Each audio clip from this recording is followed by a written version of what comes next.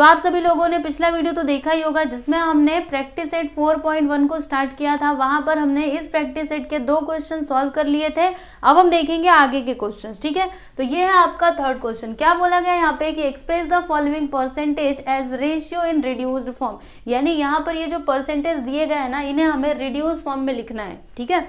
तो कैसे करेंगे देखो आपको बताती हूँ। इसका आंसर क्या होगा, इसका सॉल्यूशन ध्यान से समझते जाइए। यहाँ पे क्या है 75, देखो ध्यान से 75/100, तो इसको हम कैसे लिख सकते हैं स्टूडेंट, 75/100, राइट। अब इन दोनों को हम किससे कैंसिल कर सकते हैं, कोई एक कॉमन नंबर जिससे दोनों भी कैंसिल हो। सोचिए तो 25 से दोनों भी कैंसिल हो सकते हैं, है ना, पता है ना आपको 25 के टेबल में ये भी आता है ये भी आता है, तो डायरेक्टली कर देते हैं 75 divided by 25 upon 100 divided by 25। तो 25 3 सा क्या होता है 75, 25 4 सा क्या होता है 100, यानी कि यहाँ पे इसका रिड्यूस फॉर्म क्या हो जाएगा इस रेशियो का 3:4। बस ये हो गया आपका फाइनल आंसर। इतना ही करना था, ज़्यादा कुछ नहीं करना था। जो अभी तक आप क्वेश्चन नंबर 1 और 2 में कर रहे थे ना, सेम चीज़ आपको यहाँ पे भी करना था, ठीक है। बात समझ में आई। तो फर्स्ट सब क्वेश्चन वी हैव कंप्लीटेड। अब हम देखेंगे सेकेंड वन। तो यहाँ पे क्या है देखिए ज़रा, 44/100, ठीक है। तो इसको हम कैसे लिख सकते हैं 44/100। आपको एक ऐसा नंबर जो दोनों को कैंसिल कर सके, मतलब दोनों के दोनों उससे कैंसिल होने चाहिए ना, तो कौन सा ऐसा नंबर है सोचिए ज़रा। तो किससे कैंसिल करें हम लोग, 2 से कर दें। चलिए 2 से करते हैं पहले, है ना। 4 से तो होने से रहा, 4 से हो सकता है। अगर 4 से हो सकता है तो 4 से करो। देखो 4 1 सा 4, 4 1 सा 4। यहाँ पर अगर हम इसको कैंसिल करें, रुको आपको बताती हूँ मैं। पहले इधर 44/100 लिख दिया, ठीक है। अब ये जो 44 है इसको हम लोग 4 से कैंसिल करते हैं, मतलब 4 से डिवाइड करेंगे, ओके। इस तरीके से डिवाइडेड बाई 4/100 डिवाइडेड बाई 4। तो फिर आंसर क्या आएगा 4 1 सा 4, 4 1 सा 4। यहाँ पे 4 2 सा 8, 4 5 सा 20, 11/25। और कुछ मतलब और इसके आगे कर सकते नहीं कर सकते, तो बस यही आपका क्या हो गया फाइनल आंसर 11:25, ओके। थर्ड सब क्वेश्चन देखेंगे हम लोग। तो यहाँ पर क्या दिया है, चलिए इसको लिखते हैं 6.25%, ठीक है। तो अब इसको हम लोग कैसे लिख सकते हैं, ऐसे लिख सकते हैं ना 6.25 अपॉन में 100। अच्छा ऐसा क्यों, क्योंकि देखो अगर 2% है तो इसका मतलब क्या होता है 2/100 होता है, 1% है तो 1/100। उसी तरीके से यहाँ पे 6.25% है तो क्या हो जाएगा 6.25/100, ठीक है। इतना समझ में आया। अब देखो मुझे क्या करना है, ये जो पॉइंट दिखाई दे रहा है इसे यहाँ से हटाना है। तो क्या करूंगी, इसमें 100 से मल्टीप्लाई, इसमें भी 100 से मल्टीप्लाई, ऊपर किया तो नीचे भी करना पड़ेगा, है ना। 2 नंबर के बाद पॉइंट है, देखो इधर पीछे से काउंट करो 1 2, तो हमें यहाँ पे 100 से मल्टीप्लाई करना पड़ेगा। अगर 1 नंबर के बाद पॉइंट रहता तो 10 से मल्टीप्लाई करते, ठीक है। 3 नंबर के बाद पॉइंट रहा तो 1000 से, ओके। चलो आगे देखते हैं। तो यहाँ से ये पॉइंट हट जाएगा, यहाँ पे क्या आ गया ये 100 × 100, ठीक है। अब इसको आगे करो कैसे होगा, चलो हम 5 से कैंसिल करते हैं इसको। तो 5 से अगर मैं इसको कैंसिल करूंगी तो फिर आंसर क्या आएगा, देखो 5, अच्छा इधर ही करो, चलो इधर ही कर देती हूँ ना। 5 1 सा 5, इसमें से कितना बचेगा 1 बचेगा। 5 2 सा 10, 5 5 सा 25। यहाँ पर क्या होगा 5 2 सा 10, यहाँ पे 0, ठीक है। तो यहाँ पे आ गया 100 × 20, ठीक है। बात समझ में आई।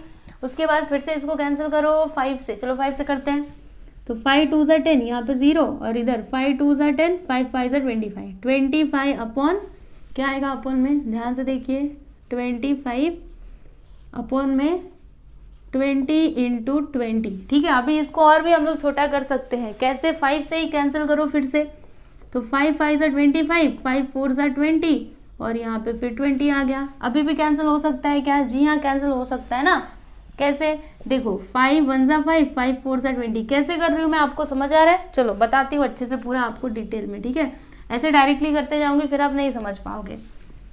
देखो यहाँ पे 25 है ना, तो इसको हम लोग 5 से काट रहे हैं, कितने से 5, तो 5 5 सा 25। अब ऊपर वाले को काटा तो नीचे वाले को काटो, 5 4 सा 20, ठीक है।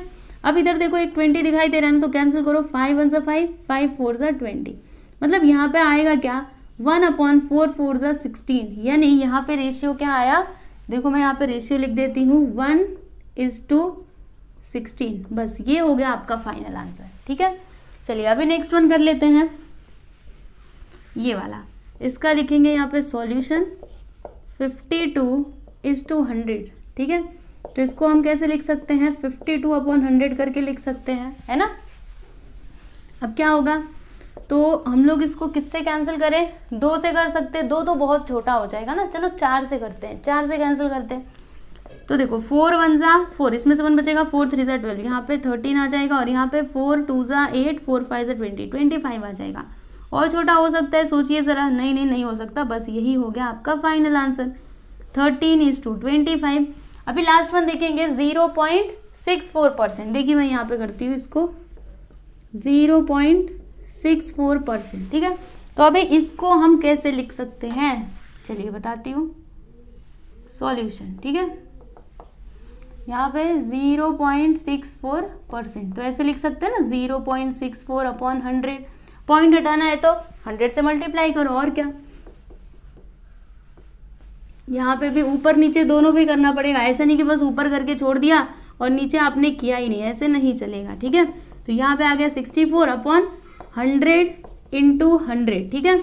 अब हमें क्या करना चाहिए बताइए, इसको कैंसिल करते हैं, मतलब छोटा करते हैं और रिड्यूस फॉर्म में लिखना है ना, तो 4 से कैंसिल करते हैं ऊपर नीचे। तो देखो 4 1 जा 4, इसमें से 2 बचेगा, 4 6 जा 24, यहाँ पे देखो 4 2 जा 8, 4 5 जा 20, यहाँ पे 25 आ गया × 100, ठीक है। अब इसको फिर से 4 से कैंसिल करते, देखो 4 4 जा 16, यहाँ पे 4 2 जा 8, यहाँ पे 0, ठीक है। 4 2 जा 8 और 4 5 जा 20, यहाँ पे 25 आ जाएगा। अब उसके बाद और कुछ और आगे कर सकते हैं, नहीं और आगे नहीं कर सकते, तो अब एक काम करो, लास्ट में आप आंसर लिख दो, क्या आएगा, 4/25 × 25 करोगे तो आंसर कितना आएगा, 625। यहाँ पे लिखना 625, यानी कि यहाँ पे रेशियो क्या आ गया, 4:625। तो ये हो गया आपका फाइनल आंसर। यहाँ पे हमने क्वेश्चन नंबर 3 कंप्लीट कर लिया है, आप लोग देख सकते हो। इसी तरीके से करना है, आपको टेबल आना चाहिए तभी आप कर पाओगे। ओके, चलिए लिखिए इसको। अब हम सॉल्व करेंगे 4th क्वेश्चन। तो देखिए यहाँ पे क्या दिया गया है, 3 persons can build a small house in 8 days, यानी कि एक छोटा सा घर है जिसको बनाने के लिए 3 पर्सन जब लगते हैं ना, तो वो घर बन करके तैयार होता है 8 दिनों में। जैसे कि एक घर है, समझ लीजिए ऐसे करके, ठीक है, एक छोटा सा घर है ऐसे। अब ये जो आपका घर है ना, ये घर 8 दिन में कब बनता है, जब इसको बनाने के लिए 3 लोग आते हैं तब, ठीक है। जब 3 लोग लगाए जाते हैं तो ये घर बन जाता है 8 दिनों में। ओके, फिर आगे क्या है, to build the same house in 6 days। अब समझिए कि यही वाला घर मुझे क्या करना है, 6 दिनों में बनाना है, 8 दिन में नहीं, 6 दिन में बनाना है। कितने, 6 दिन में बनाना है। तो फिर कितने लोग लगेंगे, 3 लोग मिल करके इस घर को 8 दिनों में बनाते हैं, तो 6 लोग मिल करके इस घर को कितने दिनों में बनाएंगे, वो आप लोगों को बताना है। बात समझ में आ रही है। 3 लोग लगे तो 8 दिन में बनता है, तो 6 दिन में बनेगा, तो कितने लोग लगने चाहिए, सोचिए सोचिए, तो ज्यादा सोचिए मत। अभी देखिए हम यहाँ पे इसको सॉल्व करके इसका आंसर निकालेंगे, ठीक है। तो जो हमें फाइंड करना है उसको हम लोग x कंसिडर कर लेते हैं। हम मान लेते हैं कि x नंबर ऑफ पर्सन लगेंगे, तब जाके ये जो हमारा घर है ना, ये 6 दिनों में बन करके तैयार हो जाएगा। तो यहाँ पे हम क्या लिखेंगे, let x be the number of persons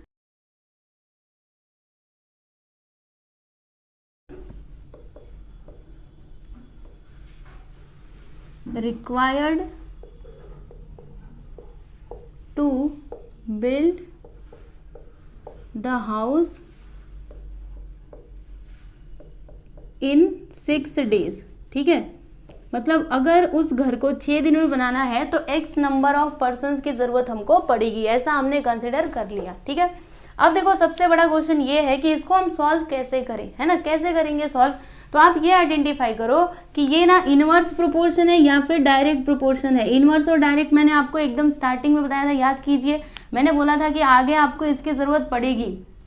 तो ये इनवर्स प्रोपोर्शन है, ये डायरेक्ट प्रोपोर्शन है। आप ही सोचिए, ये घर जो है अगर 3 लोग लगेंगे ना तो ये 8 दिन में बनेगा। आप ही सोचिए, ठीक है, थोड़ा सा दिमाग लगाइएगा।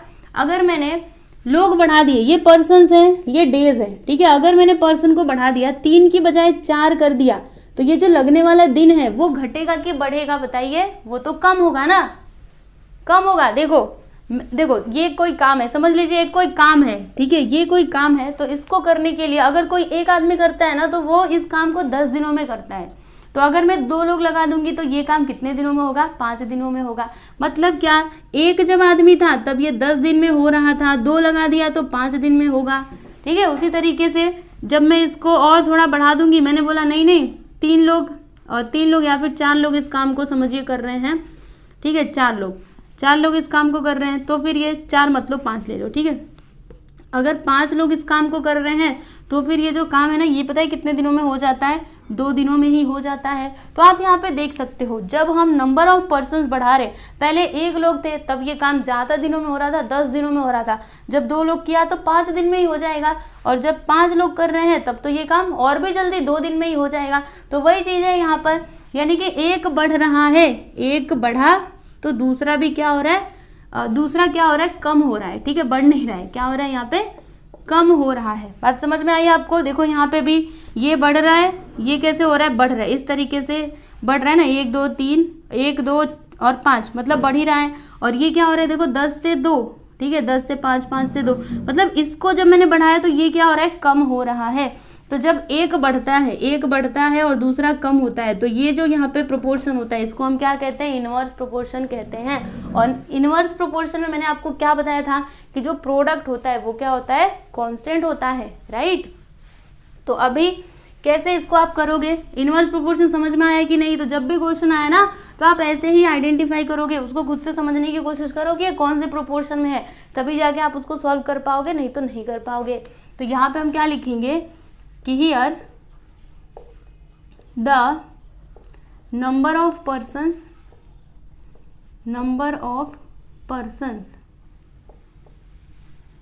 And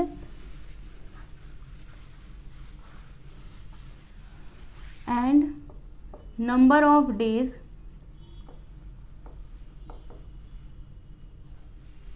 required to build the house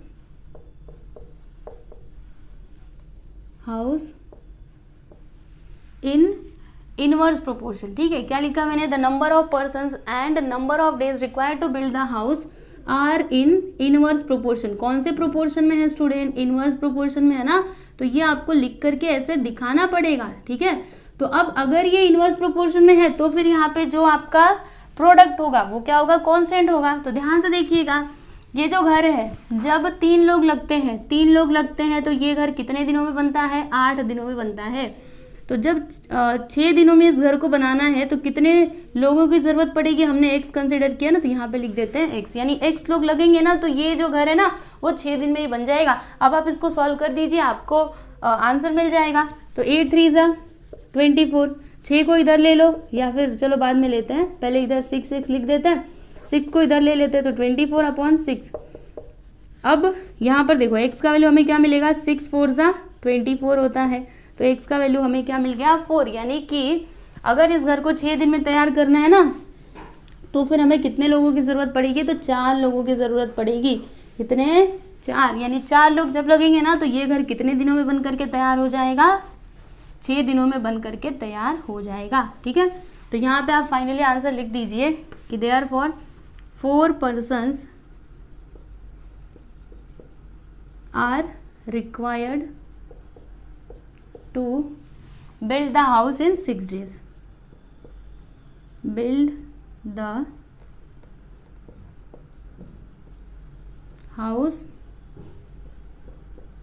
in 6 days। Okay, तो ये लीजिए क्वेश्चन नंबर 4 भी हमने कंप्लीट कर लिया, इसको लिखिए। फिर उसके बाद हम देखते हैं 5th क्वेश्चन। 5th क्वेश्चन देखेंगे हम, तो क्या दिया गया है यहाँ पे, convert the following ratios into percentage. यानी कि ये जो रेशियोज यहाँ पे दिए गए हैं इन्हें आपको परसेंटेज में लिखना है। तो आप परसेंटेज में इसको कैसे लिखोगे, चलो आपको बताती हूँ।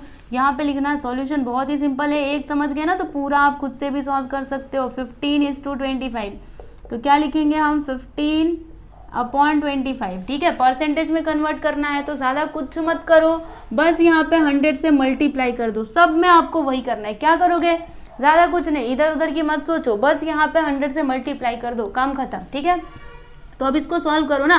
25 1 ज़ा 25, 4 ज़ा क्या होता है, 100 होता है, राइट। अब 15 4 ज़ा क्या हो जाएगा, 60। तो ये हमें क्या मिला, 60%। तो हमने क्या किया, इस रेशियो को परसेंटेज में कन्वर्ट कर दिया, बस इतना ही करना था। जी हाँ, इतना ही करना था। अब आगे देखो, यहाँ पे क्या है 47:50, तो क्या लिखेंगे हम 47/50। क्या बोला था मैंने, ज्यादा कुछ नहीं करना है, बस यहाँ पे 100 से मल्टीप्लाई कर देना है। अब क्या होगा, 0 से 0 कट जाएगा, 5 1 जा 5, 5 2 जा 10, 47 इंटू 2 मल्टीप्लाई करो, 2 7 जा 14, 1 कैरी, 2 4 जा 8, 1 9, 94%। बस ये हो गया आपका फाइनल आंसर। ओके, अगला वाला देख लीजिए 7/10, तो इसको भी हम लोग सॉल्व कर लेते हैं, राइट। 7/10, तो क्या बोला था मैंने, ज्यादा कुछ नहीं करना है, बस 100 से मल्टीप्लाई कर दो। तो इधर 7/10 था ना, इसमें आप लोग मल्टीप्लाई कर दीजिए 100 से। ये लीजिए, कर दिया, 0 से 0 कट गया, यहाँ पे 7 इंटू 10 क्या बचा, यहाँ पे देखो 7 इंटू 10 बचा हुआ है, दोनों को मल्टीप्लाई कर दो, 7 10 जा 70% आ गया। बस इतना ही तो करना था। अब ये वाला देखो, यहाँ पे लिखेंगे हम सॉल्यूशन 546/600। क्या करना है, 100 से मल्टीप्लाई, तो 100 से मल्टीप्लाई कर दीजिए। अब इसको सॉल्व करिए, क्या होगा, कुछ कट रहा है, हाँ ना, कट रहा है, 0 0 0 0 कटा।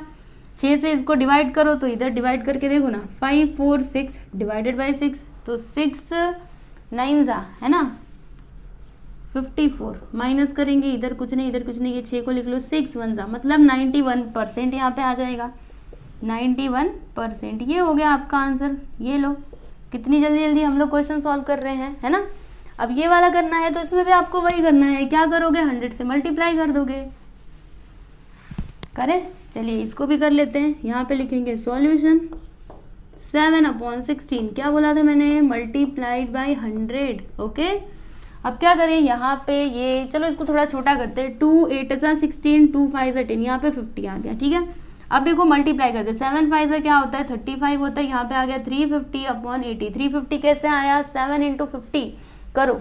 देखो आपको पूरा लिख करके बताती हूँ, यहाँ पे लिखते 7 इंटू, इधर 50 है, अपॉन में क्या है 8, राइट। 7 5 जा क्या होता है 35 होता है, ये 0 यहाँ पे आ जाएगा 350, ठीक है ना, फिर अपॉन में 8। अब इसको कैंसिल करो 8 से, तो फिर कैंसिल करने का मतलब क्या, डिवाइड करना है ऐसे, 350, 8 से कैंसिल करो तो कितने बार में जाएगा, 8 4 से क्या होता है 32, माइनस करो, इधर 3 आएगा, इधर 0, फिर अब देखो कितने बार में जाएगा, तो 8 3 सा होता है 24, माइनस कर दो, यहाँ पे 6, यहाँ पे 0, पॉइंट लगाते हैं, 0 बढ़ाते हैं, फिर 8 कितना हो जाएगा, 8 8 से 64, और 8 7 से क्या होता है 56, तो 56 माइनस करेंगे तो यहाँ पे क्या आ जाएगा 4, यहाँ पे 0, पॉइंट लगाए, 0 बढ़ा देते, 8 5 जा 40। ओके, मतलब इसका आंसर क्या है, जब हमने डिवाइड किया तो क्या आंसर आया 43.75%। तो यहाँ पे लिख देते हैं 43.75%। तो ये क्या है, यही तो है आपका फाइनल आंसर। ओके, बात समझ में आई। तो इस तरीके से आपको सॉल्व करना था, बहुत ही सिंपल सा ये क्वेश्चन था, इसमें कुछ भी डिफिकल्ट नहीं था। तो परसेंटेज में कन्वर्ट करने के लिए आए तो आप क्या करोगे, ज़्यादा कुछ नहीं करना, बस 100 से मल्टीप्लाई कर दो, जो भी रेशियो दिया गया उसको आप मल्टीप्लाई कर दो 100 से, आपको आंसर मिल जाएगा। ठीक है, 5th क्वेश्चन यहाँ पे कंप्लीट हुआ। यहाँ पर देखिएगा, ये है क्वेश्चन नंबर 6। तो हम इसको कैसे सॉल्व करेंगे, देखिए ध्यान से और फिर समझने की कोशिश करिए, आपको पक्का समझ में आएगा। तो क्या बोला जा रहा है यहाँ पे, सबसे पहले हम क्वेश्चन को रीड करते हैं। The ratio of ages of Abha and her mother is 2:5, यानी कि पहले मैं ये लाइन को लिख देती हूँ। ठीक है, यहाँ पे मैं लिखती हूँ द रेशियो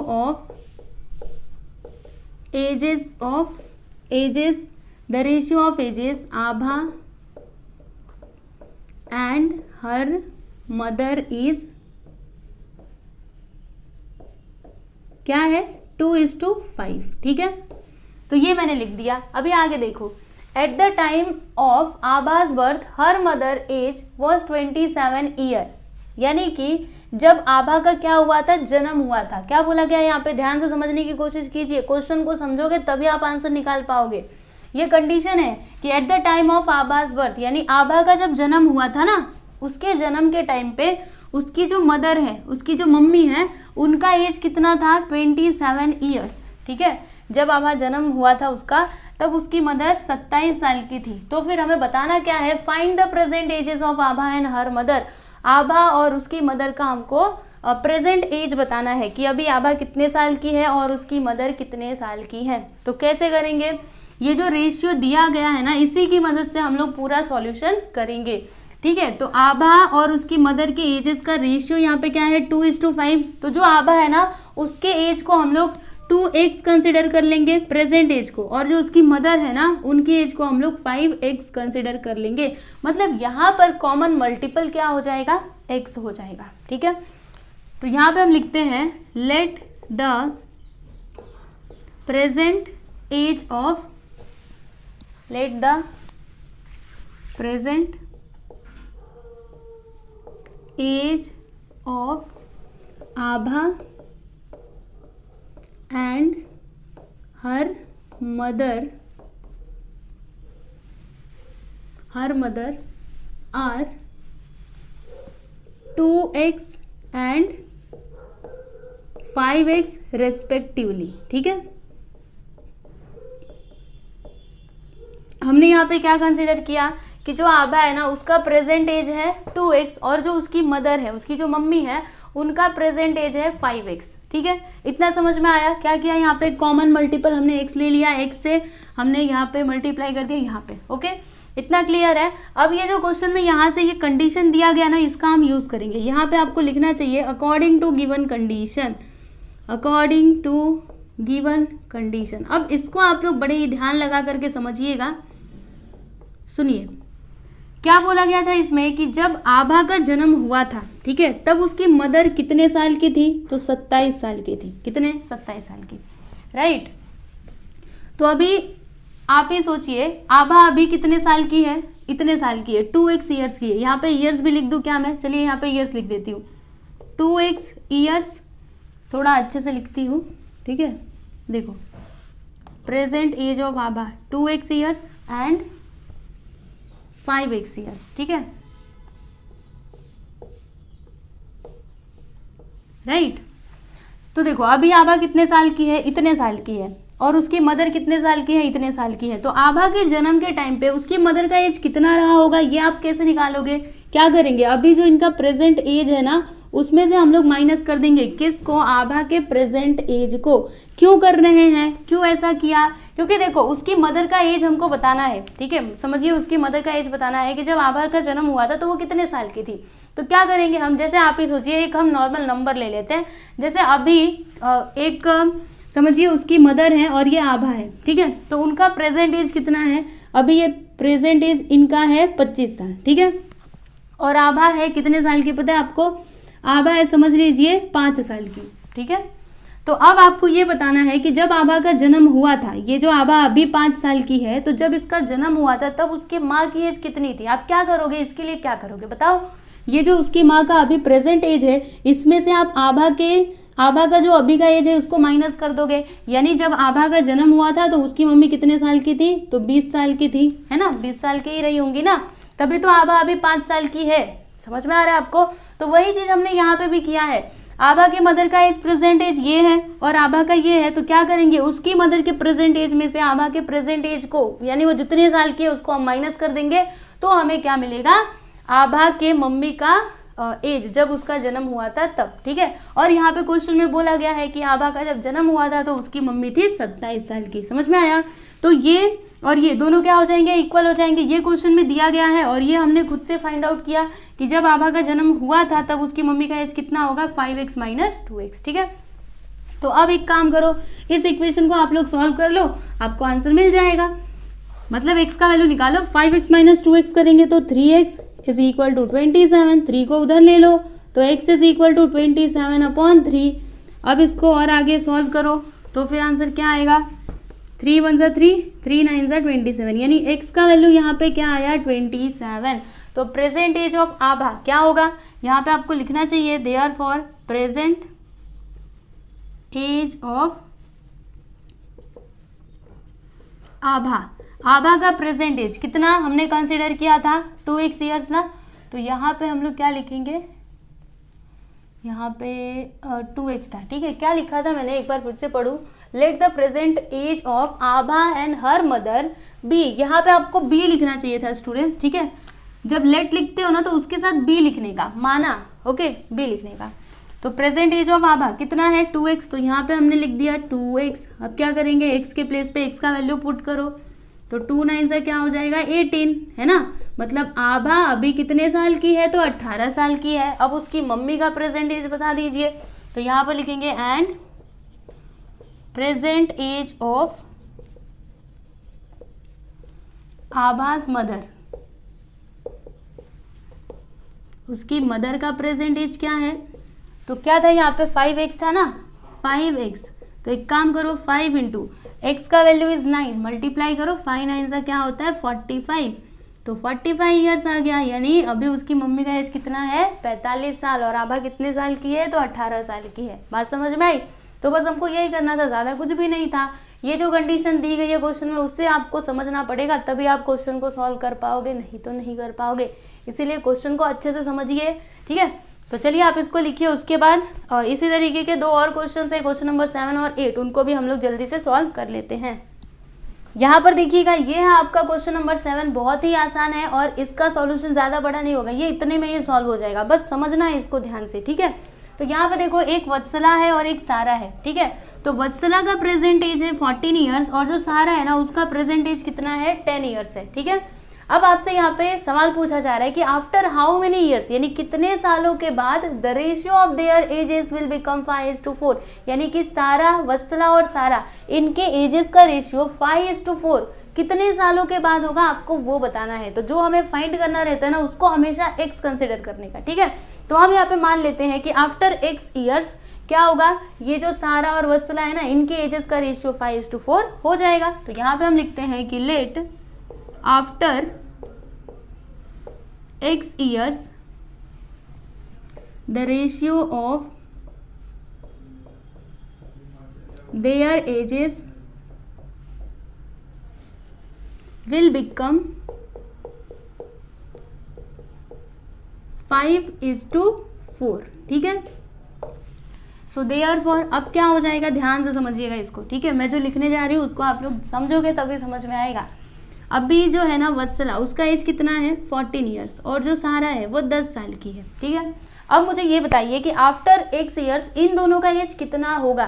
तो इसके लिए आप क्या करोगे, इसमें x को प्लस कर दोगे, है ना, दोनों में x को प्लस कर दोगे, यही होगा ना। जैसे आप ही सोचो ना, अभी आप 10 साल के हो तो 2 साल के बाद आप कितने साल के होगे, आप बोलोगे 2 साल के बाद मैं तो 12 साल का हो जाऊंगा। कैसे आया ये, 10 में 2 को जोड़ा तब ना। वैसे ही जब ये वत्सला का प्रेजेंट एज अभी 14 ईयर्स है तो x ईयर्स के बाद वो कितने साल की हो जाएगी 14 + x, है ना। 14 में क्या करेंगे, ये जो x ईयर्स है उसको प्लस कर देंगे, उसी तरीके से इसको भी कर दिया, ठीक है। तो इतने सालों के बाद इनके एजेस का रेशियो क्या होता है 5:4 हो जाता है। यानी ये जो है ना ये किसके इक्वल होगा, इसके इक्वल होगा इनके एजेस का रेशियो। इसका एज इतना हो जाएगा, मतलब जो वत्सला है और जो सारा है उसका इतना हो जाएगा, ठीक है। इन दोनों का रेशियो कितना होता है, इसके बराबर होता है, 5:4 के इक्वल होता है, राइट। अब इसको सॉल्व कर दीजिए, आपको आंसर मिल जाएगा। चलो फटाफट से कर देते हैं। 4 को इधर ले लो,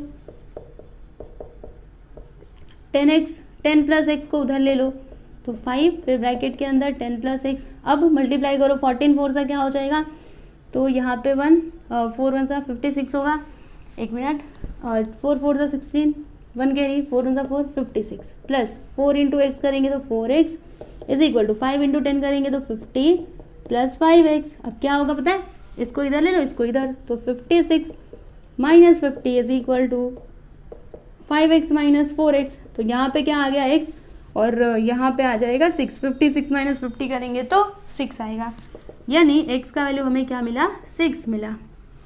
तो कितने सालों के बाद इनके एजेस का रेशियो ये होगा, तो आफ्टर 6 ईयर्स, ठीक है। तो लास्ट में आप आंसर लिख दीजिए ना। देखो कितना छोटा सा सम था, है ना। बस समझने के बाद से समझ गए तब तो एकदम इजी, नहीं समझे तब आपको डिफिकल्ट लगने वाला है। यहाँ पे लिखेंगे therefore after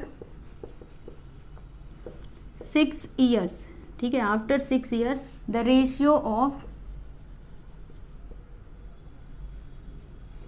their edges will become 5:4, ठीक है। तो फाइनली हमने क्वेश्चन नंबर 7 भी कंप्लीट कर लिया। अब एक ही क्वेश्चन बचा हुआ है इस प्रैक्टिस सेट में, क्वेश्चन नंबर 8, उसको भी हम लोग कर लेंगे, बहुत ही इजी है वो भी, ठीक है। तो सबसे पहले आप इसको लिखिए, और मैं आप लोग को बता दूं, ये जो वर्ड प्रॉब्लम्स होते हैं ना, इनकी आपको प्रैक्टिस करनी पड़ेगी। ऐसा नहीं कि एक बार में बस देख लिया समझ में आ जाएगा, ऐसे नहीं। अभी तो समझ में आ रहा है लेकिन बाद में आप भूल जाओगे, इसीलिए इसकी प्रैक्टिस करते रहना टाइम टू टाइम। अब हम लोग सॉल्व करेंगे क्वेश्चन नंबर 8। तो क्वेश्चन नंबर 8 जो है ना, वो क्वेश्चन नंबर 6 से थोड़ा सा मिलता जुलता है। तो क्वेश्चन नंबर 6 अगर आपको समझ में आया रहेगा तो ये तो पक्की बात है, समझ में आएगा ही। चलिए समझते हैं क्या बोला गया है। The ratio of present ages of Rehana and her mother is 2:7, यानी कि एक तो रेहाना है और उसकी मम्मी है, ठीक है। तो उनके प्रेजेंट एजेस का रेशियो कितना है, 2:7 है, राइट। अभी देखो आगे का कंडीशन, आफ्टर 2 years यानी 2 साल के बाद the ratio of their edges will be 1:3, यानी कि उनके एजेस का रेशियो कितना हो जाता है, 1:3, ठीक है। ये हो जाता है आफ्टर 2 years। तो फिर हमको बताना क्या है, व्हाट इज रेहाना's प्रेजेंट एज, यानी कि रेहाना का प्रेजेंट एज कितना है, यानी रेहाना अभी कितने साल की है वो आप बताओ। तो कैसे करोगे, चलो मैं आपको समझाती हूँ। आपको याद है क्वेश्चन नंबर 6, उसमें भी ऐसे करके रेशियो दिया गया था। तो वहां पे हमने कॉमन मल्टीपल क्या लिया था, x लिया था। तो यहाँ पे भी सेम चीज, यहाँ पे हम क्या लिखेंगे, let the present ages of Rehana and her mother be, क्या होगा पता है आपको, रेशियो क्या दिया है इन दोनों के एजेस का, 2:7। तो रेहाना का जो एज है ना, पहले रेहाना का नाम है तो पहले रेहाना का, ठीक है, क्या हो जाएगा 2x एंड उसकी मदर का 7x रेस्पेक्टिवली। यहाँ पे आपको लिखना चाहिए रेस्पेक्टिवली मतलब क्या होता है, एक ऑर्डर में, है ना। बताती हूँ अभी, रुको। रेस्पेक्टिवली हम बार बार क्यों लिखते हैं, देखो यहाँ पे क्या है, सबसे पहले रेहाना का नाम लिखा है, बाद में उसकी मम्मी का। तो ये जो पहला वाला नंबर हमने लिखा है ना 2x, ये किसको रिप्रेजेंट करेगा, रेहाना के एज को, और ये सेकेंड वाला उसकी मदर के एज को, ठीक है। इसीलिए हमने यहाँ पे रेस्पेक्टिवली लिखा है, यानी कि एक ऑर्डर में, क्रम से, ओके। इतनी बात आपको समझ में आ गई। अब उसके बाद ये आगे का कंडीशन देखेंगे। यहाँ पे लिखिए according to given condition, given condition. तो अब यहाँ पे कंडीशन क्या है, जरा पढ़ो एक बार तब समझ में आएगा। देखो आफ्टर 2 years यानी कि 2 सालों के बाद जो उनके एजेस का रेशियो है ना, वो ये हो जाता है। तो आफ्टर 2 years ये जो रेहाना है उसका एज क्या हो जाएगा, अभी उसका प्रेजेंट एज कितना है, 2x है। तो 2 साल के बाद उसका एज इतना होगा, 2x + 2। और उसकी मदर कितने साल की है, अभी 7x साल की है। तो 2 साल के बाद उनका एज कितना होगा, 7x + 2, ठीक है। तो आफ्टर 2 years इन दोनों के एजेस का रेशियो कितना होता है, 1/3 होता है। ये क्वेश्चन में दिया गया था, समझे कि नहीं। 2 साल के बाद रेहाना इतने और उसकी मदर इतने साल की, दोनों जन के एजेस का रेशियो 1/3, ठीक है। अब इसको सॉल्व कर दो, 3 को इधर, इसको उधर ले लेना।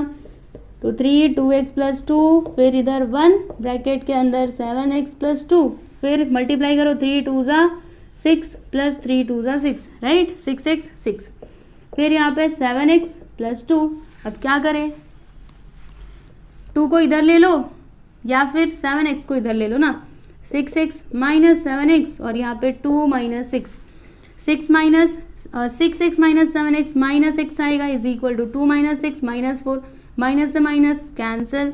तो फिर यहाँ पे x का वैल्यू हमें क्या मिलेगा, 4 मिलेगा। लेकिन हमें x का वैल्यू थोड़े ना बताना है, हमें तो रेहाना का प्रेजेंट एज बताना है। तो रेहाना का प्रेजेंट एज कितना है, 2x है। x का वैल्यू मिला ना, इसमें x का वैल्यू पुट करो, आपको अभी आंसर मिल जाएगा। तो चलिए लिखते हैं, यहाँ पर लिखेंगे therefore Rehana's present age is, देखो therefore present age of Rehana, ठीक है, ऐसे भी लिख सकते हो या फिर रेहाना, कैसे भी लिखो, present age of Rehana is equal to, present age कितना है, 2x है। अब x का वैल्यू क्या आया है, 4 आया है। 2 4 = 8 ईयर्स, यानी कि रेहाना अभी कितने साल की है, तो 8 साल की है। समझ में बात आई आपको। तो ये हो गया आपका फाइनल आंसर, बस इतना ही करना है। हाँ इतना ही करना है। देखो बस रेहाना का ये एज पूछा गया था ना, उसकी मम्मी का पूछा गया है क्या, नहीं, बस रेहाना का एज बताना था, प्रेजेंट एज जो हमने बता दिया, ठीक है। और लास्ट में आप आंसर को इस तरीके से हाईलाइट कर दिया करो या फिर उसको बॉक्स में मतलब कर दिया करो, ठीक है। तो फाइनली आपका जो क्वेश्चन नंबर 8 है वो भी कंप्लीट हो चुका है, आप लोग इसको देख सकते हो। और इसी के साथ ही हमने प्रैक्टिस सेट 4.1 को सॉल्व कर लिया, ठीक है। तो इसके लिए मैंने 2 वीडियो बनाए हैं। पहले वीडियो मैंने इस एक्सरसाइज का बेसिक कंसेप्ट और क्वेश्चन नंबर 1 और 2 को सॉल्व किया था, और ये वाले में हमने क्वेश्चन नंबर 3 से लेकर के पूरा 8 तक के क्वेश्चंस को कंप्लीट कर लिया है, ठीक है। तो आप लोग को ये बोलना चाहूँगी कि अगर आपको इसकी पीडीएफ फाइल चाहिए, यानी ये सारे सॉल्यूशंस आपको पीडीएफ फॉर्मेट में चाहिए, तो आप लोग हमारे टेलीग्राम चैनल को जरूर ज्वाइन करिएगा, क्योंकि वहाँ पे ये जो सारे मतलब सॉल्यूशंस होते हैं इनकी पीडीएफ बना करके मैं अपने टेलीग्राम चैनल में अपलोड कर देती हूँ, ठीक है। तो आप लोग जरूर उसको ज्वाइन करिएगा, और बाकी आप अच्छे से पढ़ते रहो। ये वीडियो आपको कैसा लगा आप कमेंट करके जरूर बताना, ठीक है। चलो मिलते हैं नेक्स्ट लेक्चर में।